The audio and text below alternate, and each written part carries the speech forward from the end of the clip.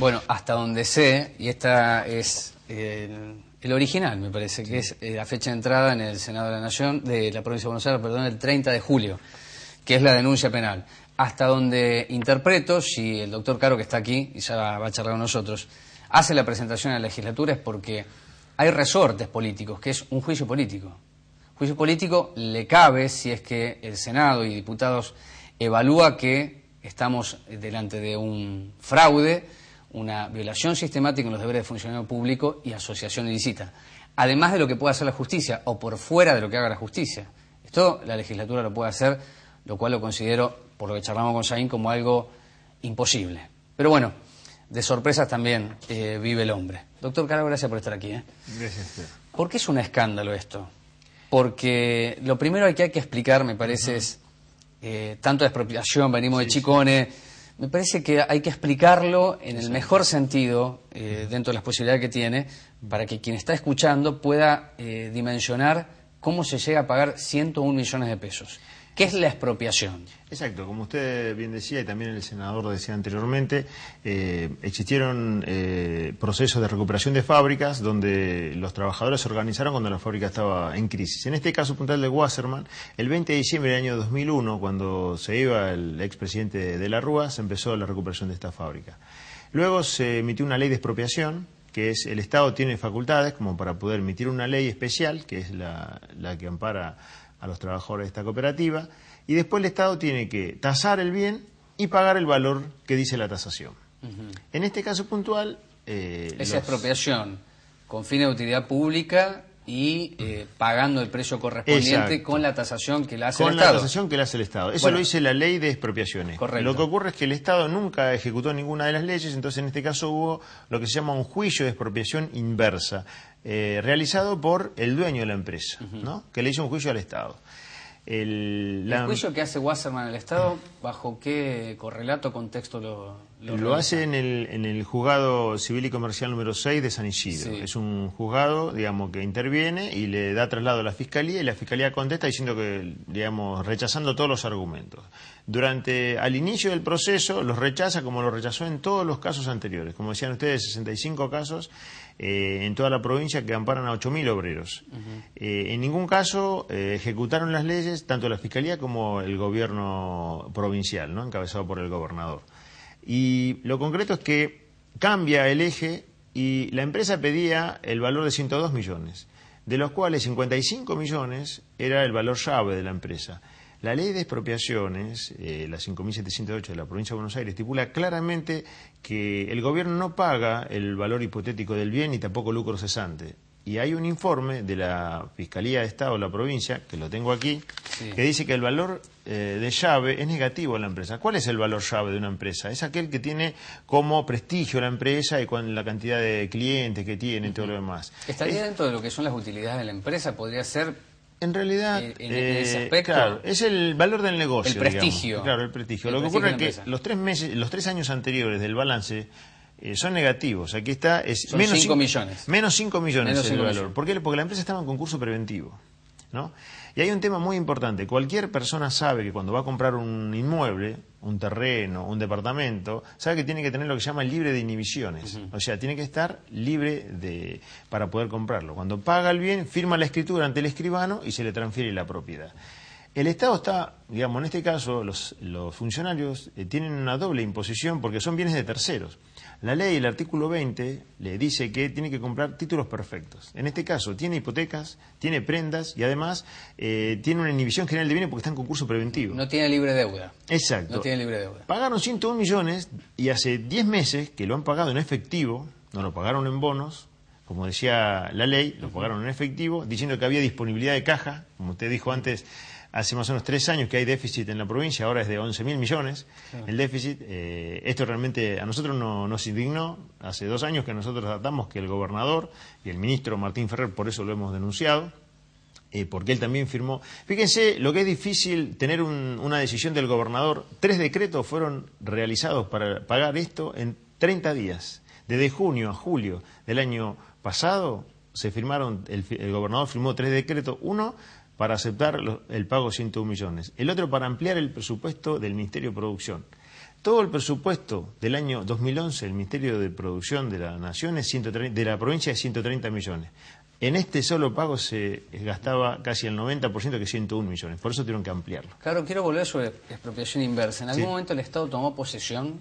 No, en ningún momento. Entonces, ¿cómo se puede una expropiación inversa? Exactamente. Bueno, eso es muy importante lo que usted dice, porque la misma ley dice, el artículo 8, que no se computan intereses hasta después de la desposesión del expropiado, ¿no?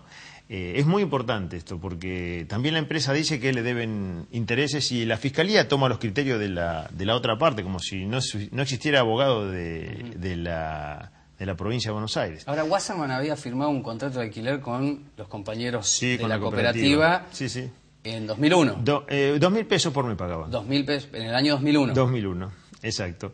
Y realmente los bienes, digamos, tienen un valor que para nosotros es inferior todavía al que tasó la Fiscalía, que es 26 millones. Este es el valor de maquinarias e inmuebles. Bien, la Fiscalía, estamos hablando del Estado. Sí, exacto. ¿Ok? La Fiscalía es el Estado. Dijo, el valor de Wasserman es 26 millones. 26 millones. ¿Cómo llegamos a 101 millones? Bueno, realmente por un acuerdo, lo que se llama extrajudicial. ¿Qué es el acuerdo? ¿Qué es el acuerdo extrajudicial? Es un acuerdo entre las partes. Entiendo que está por fuera de la justicia. Exacto. Pero había en trámite una expropiación. Exacto, ahora, había una un expropiación trámite inversa.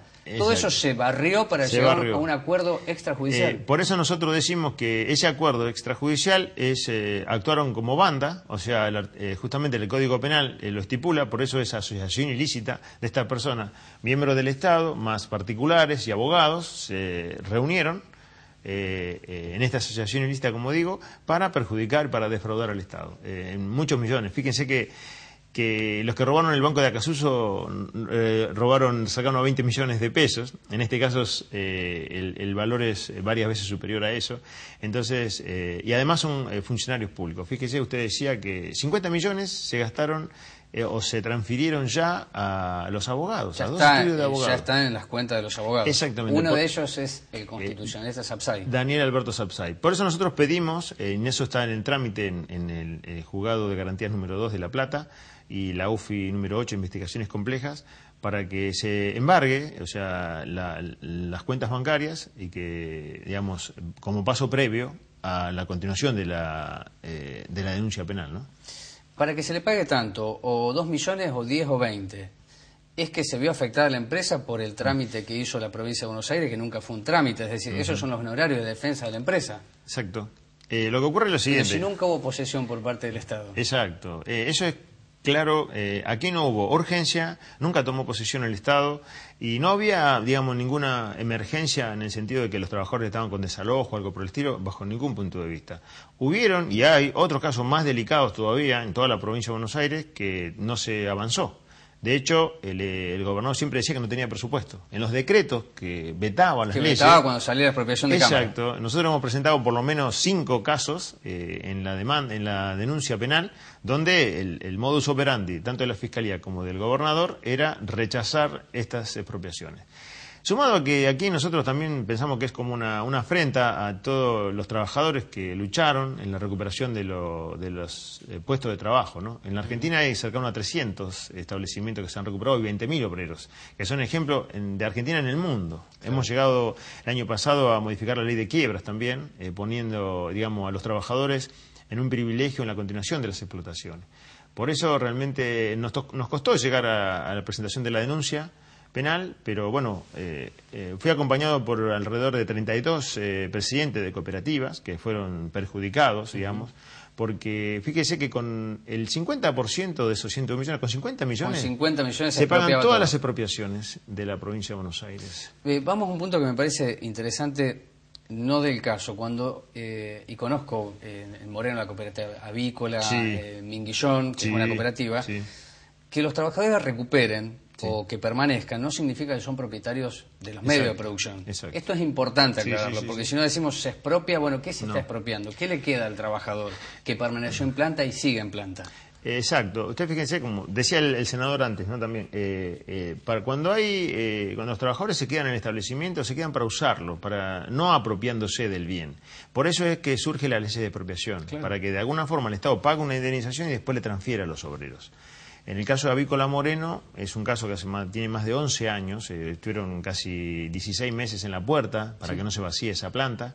Yo soy el abogado de ellos justamente. Y lo concreto es que los obreros necesitan que haya una legislación para, digamos, relacionarlos. Ya no existe el dueño porque el dueño ha quebrado o ha abandonado el establecimiento o no puede continuar con ese establecimiento. Por eso es que se necesita la ley de expropiación para que haya una posibilidad jurídica de continuación de la explotación y después transferencia del dominio. Pero previo pago de la indemnización. Esta es la discusión, ¿no? Esta es la discusión. Hace 12 años que nosotros, fíjese, la primera fábrica recuperada fue en Avellaneda. El 16 de diciembre del año 2000 se votó la primera ley. 400.000 pesos era el valor de esa expropiación. Hasta el día de hoy no se pagó. ¿No es también un método caro de las empresas que vaciaron, retirarse, saber que la propiedad privada es un concepto no solamente consagrado en la Constitución Nacional, sino todo el marco legal, le da mucha más entidad a lo que ustedes pretenden? Digo, vaciar, volver, reclamar, mientras son empresas deudoras no solamente de los particulares, sino del Estado. Claro. ¿No es esta una situación que hace un esquema consolidado en la Argentina?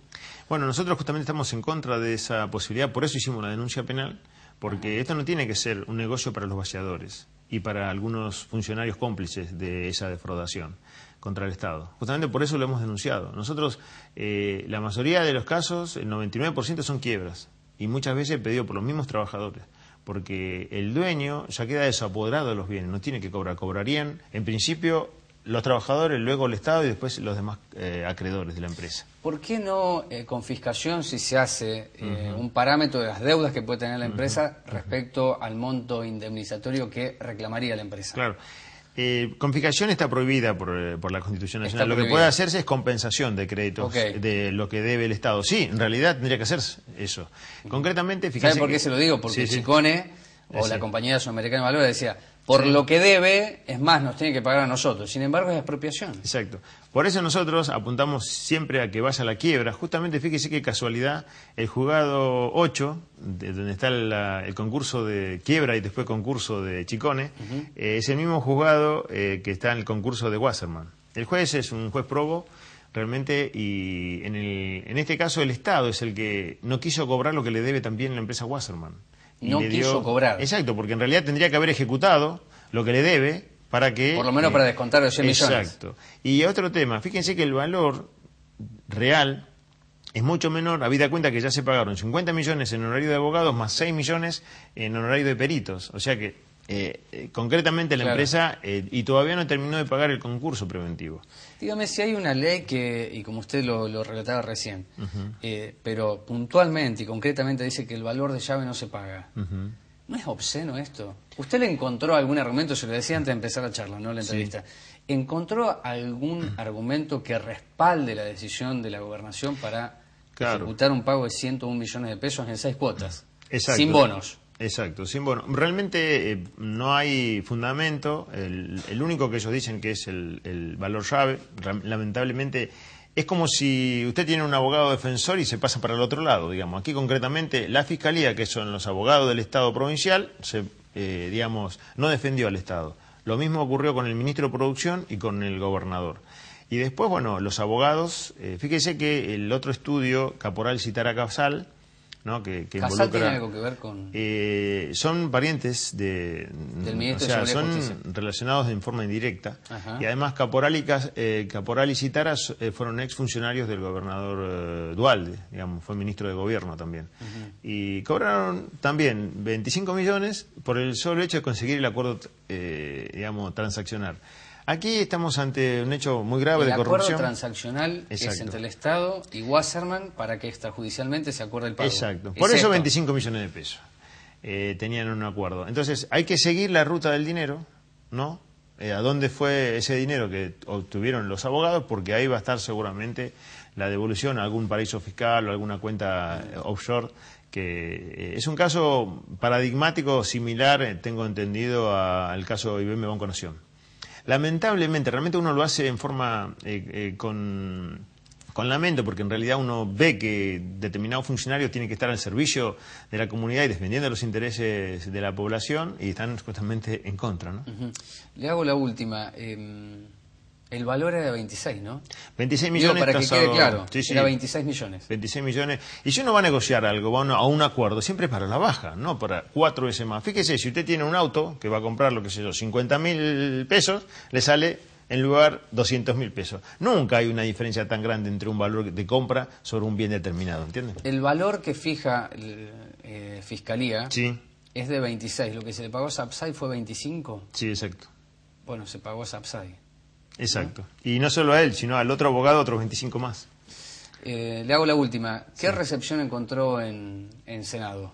Bueno, en realidad, en la justicia muy buena. Quería hablar de eso primero. En la Fiscalía número 8, de Investigaciones Complejas de La Plata, y el juzgado está investigando, ya tienen todos los expedientes de los cuales nosotros denunciamos, y posiblemente en esta semana o la semana próxima va a haber novedades importantes.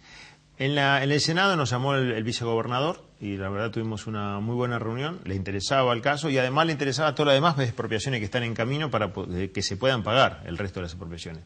Y la semana pasada nos llamó el jefe de gabinete, el doctor Alberto Pérez, y nos reunimos en la gobernación con él y con el ministro. ¿Qué le dijo? Nos dijo que le demos 15 días para tomar una decisión y que, bueno, que nosotros le pedíamos dos cosas. Una, que devuelvan el dinero, que haga todo lo necesario para que devuelvan el dinero. Con un decreto del gobernador se puede dar vuelta, porque todavía no se hizo la transferencia de dominio ni se tomó posesión. Y segundo punto, que empiecen a hacer una política para pagar las expropiaciones y consoliden la situación de los obreros en las fábricas recuperadas. Bien, le agrego una más porque es más que interesante. La semana pasada, por lo menos si apareció en la orden del día, la expropiación, un proyecto del diputado Navarro de Depormet. Sí. ¿Sí? Esto salió. Sí. Cuando sale es que está en trámite. Exacto. ¿No? Y hay Sí. que esperar. Sí. Y se suma Depormet a las 65 que estaban antes. Exacto. Bueno. Sí, sí. Y nos dijo que no la van a vetar. A partir de ahora parece que... No la van a... También es una metalúrgica, ¿no? Exacto. Fabrica arcos de fútbol y aros de básquetbol. Exacto. ¿No? En San Martín. En San Martín. Bueno, si esto tiene un viraje que es el que usted pretende, sí, con ese dinero, se podría aplicar para expropiar todo. Exacto. Y sobraría dinero. Y sobraría dinero. Y también se pagaría la de la cooperativa de los constituyentes, que es la fábrica Wasserman, ¿no? En el mientras tanto, los cooperativistas siguen trabajando, sí, ellos siguen produciendo. Sí, sí, no tienen ningún problema. No tienen ningún problema. Doctor Garo, gracias por estar aquí. Por Gracias viajar hasta San Miguel, explicarnos esta situación que es obscena. Sí, realmente es una actitud impune, digamos que al sacarlo a la luz realmente la gente se indigna, ¿no? Muchos medios nacionales lo tomaron, ¿no? Sí, sí, sí. ¿Sí? No los vi en tantos. No, exacto. Pero lo han tomado. Lo más serio creo que lo han tomado. Bueno, gracias por estar aquí, ¿eh? A usted.